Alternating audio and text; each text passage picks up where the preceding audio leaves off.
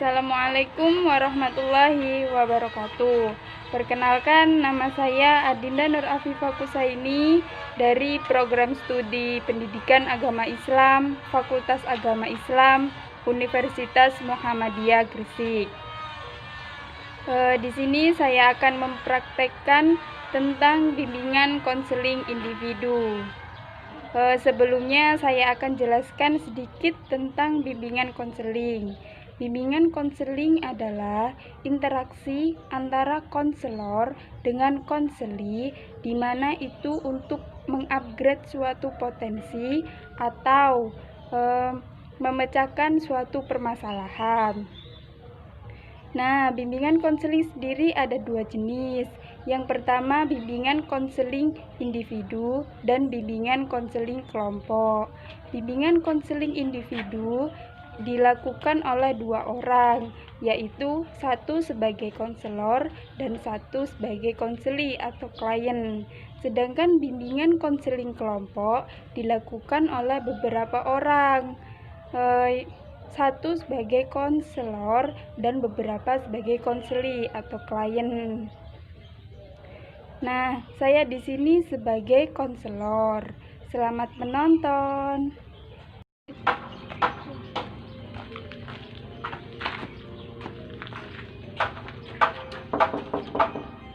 Assalamualaikum. Waalaikumsalam. Silakan masuk. Silakan duduk.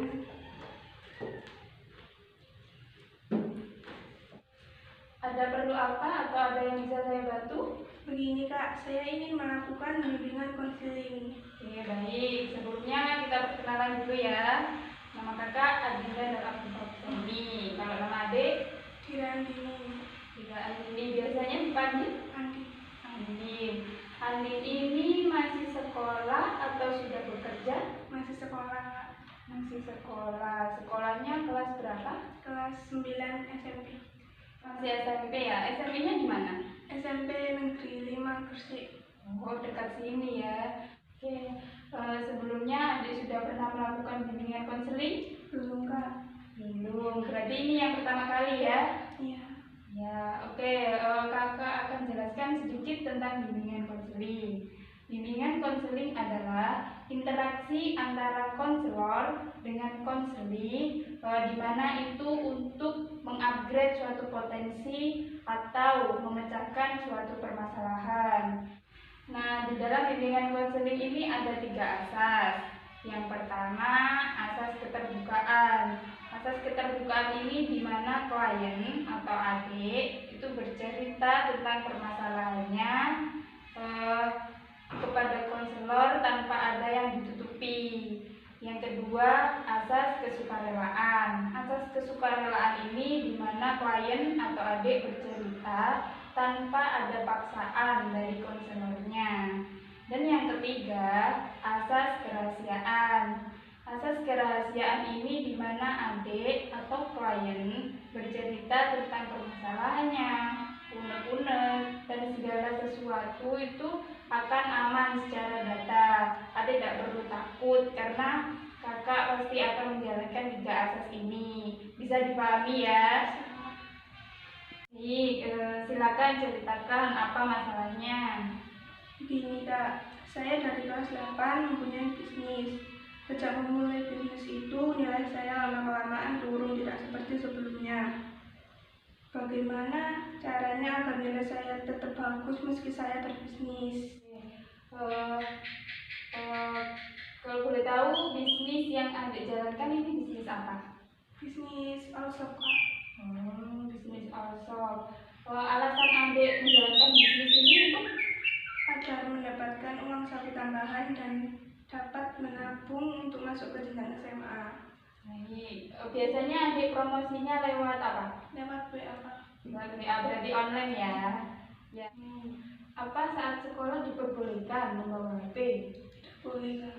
Tidak boleh, berarti adik menjalankan bisnis ini setelah pulang sekolah ya? Iya. Biasanya adik kalau ke sekolah, berangkat sekolah, pulang sekolah gitu naik kendaraan umum atau kendaraan sendiri? Naik sepeda ontel. Oh, naik sepeda ontel. Sama kakak dulu dulu juga saat masih SMP naiknya sepeda ontel 3 tahun. Kira-kira adik pulangnya jam berapa kalau pulang sekolah? Sekitar jam 2, Kak. Jam 2. Kalau di rumah adik mengikuti les tambahan seperti di LBB? Enggak. Sekitar jam berapa adik belajar? Habis maghrib, Pak. Habis maghrib. Apa saat adik belajar adik masih pegang HP? Iya, kadang-kadang. Oke, berarti permasalahan adik di sini bagaimana cara adik untuk mengatur waktu antara berbisnis dan belajar. Akan memberikan beberapa solusi. Yang pertama, adik harus bisa membuat jadwal dari adik mulai beraktivitas sampai dengan akan tidur. Nah, ini akan membantu adik untuk disiplin terhadap waktu. Dan adik dapat memikirkan mana yang lebih penting antara belajar atau berbisnis. Belajar saat kita masih sekolah itu wajib, karena dengan kita belajar dan kita bersungguh-sungguh, nanti nilai adik akan lebih baik dari sebelumnya. Kemudian jika nilai adik bagus, nanti adik akan mendapat peringkat di kelas. Nah, saat adik mendapat peringkat, nanti orang tua adik pasti bangga dengan adik. Tetapi berbisnis itu juga baik, kan tadi adik juga bilang untuk membantu orang tua. Tetapi jangan sampai mengganggu waktu belajarnya. Yang kedua, solusi dari kakak, saat adik belajar, HP, handphone itu dimatikan atau di silent agar tidak mengganggu konsentrasi adik saat belajar. Dan biasanya saat belajar kan pasti HP ditaruh di sebelahnya ya. Nah, itu kalau bisa mungkin HP itu ditaruh agak jauh dari adik. Jadi saat ada notif dari handphone atau bergetar handphone itu karena ada WA atau SMS, itu adik tidak terganggu. Karena biasanya kalau ada HP berbunyi pasti langsung pegang HP. Terus yang ketiga itu istiqomah. Saat kita memulai atau niat untuk merencanakan sesuatu itu biasanya mudah karena saat kita ingin, tetapi bertahannya yang susah. Biasanya kalau 1-2 hari, 1-2 minggu itu masih bisa, tetapi seterusnya itu kadang iman kita kan biasanya naik turun, jadi kadang tidak konsisten. Setelah kakak berikan solusi tadi, bagaimana harapan adik? Harapannya agar kedepannya bisa mendapatkan nilai yang lebih bagus dari sebelumnya dan bisnisnya mulai lancar.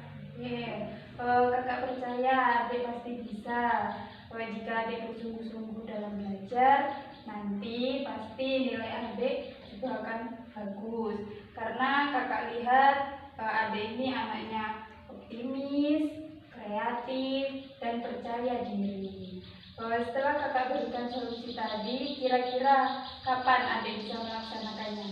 Kalau setelah konseling ini, saya akan mengatur jadwal sesuai pendapat kakak tadi. Oke, dari ketiga pendapat kakak tadi, yang mana yang menurut adik paling susah? Yang tentang istiqomah, Kak. Oke, ya memang istiqomah itu sulit, tetapi adik harus tetap memotivasi diri sehingga nanti prinsip yang adik jalankan akan tertanam kuat dalam hati adik.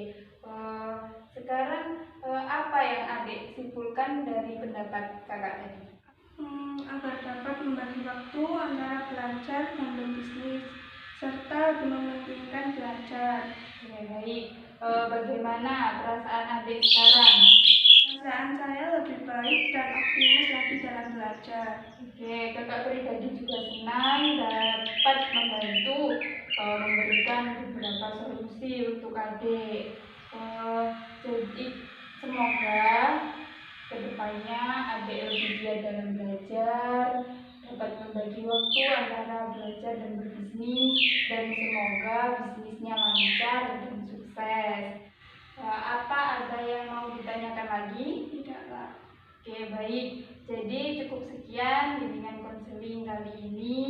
Semoga pendapat kakak dapat bermanfaat untuk adik. Kalau begitu saya pamit pulang, Kak. Iya. Hati-hati di jalan. Assalamualaikum. Salam.